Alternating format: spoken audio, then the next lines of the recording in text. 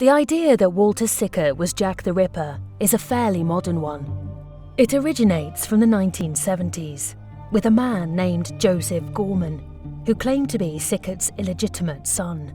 His evidence was a complex story, centred around his belief that Sickert's mother was secretly married to Queen Victoria's grandson, Prince Albert, and that the murders were motivated by the desire to cover this up.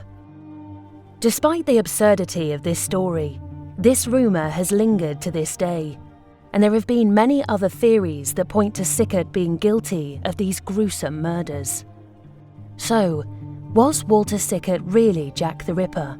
Let's take a closer look at the rumours versus the facts. Theory 1. He had a fascination with murder. Sickert's painting, titled Jack the Ripper's Bedroom, was of his own room. Also, the titles of his Camden Town murder paintings referenced the Jack the Ripper killings. However, even though Sickert was fascinated by crime and mystery and said, "Murder is as good a subject as any other," he also had a flair for publicity and knew his painting titles would draw attention to his work. The painting was titled Jack the Ripper's Bedroom because Sickert's landlady told him that when the previous tenant moved out of the room and left the area, the murders stopped. So she believed he was Jack the Ripper. Sickert's Camden Town murder paintings were actually referencing the shocking murder of Emily Dimmock in 1907, which was not a Jack the Ripper murder. Theory 2. Sickert and Jack the Ripper used the same writing paper. Sickert bought paper from the same supplier as the letters the police received, which were signed Jack the Ripper. However, the police stated that the letters were almost certainly not from Jack the Ripper and were most likely from copycats or fans of the killer. The letters were also very varied in style and grammar, so it's impossible to match up Sickert's writing style with the copycats. Theory 3. Sickert's DNA was a match with Jack the Ripper.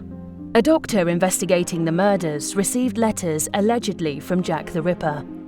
The DNA on those letters matched with the DNA found on stamps Sickert had licked.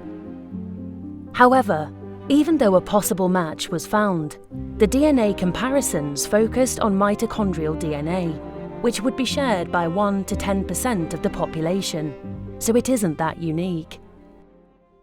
Theory 4. He had a hatred of women. Sickert was ill as a child and was made impotent from surgery, which triggered a deep-set resentment towards women. However, the idea that he was impotent was based on the belief that he had genital surgery as a child, but the hospital he went to actually specialised in rectal surgery. Sickert was also known to have affairs, and his first wife divorced him for adultery. There is also no evidence to suggest a hatred of women in his letters, and he developed many close friendships and working collaborations with women throughout his life. Theory 5. Sickert lived in the same city as the murders. Sickert lived in London, which is where the Jack the Ripper murders took place, so he could easily have committed the murders.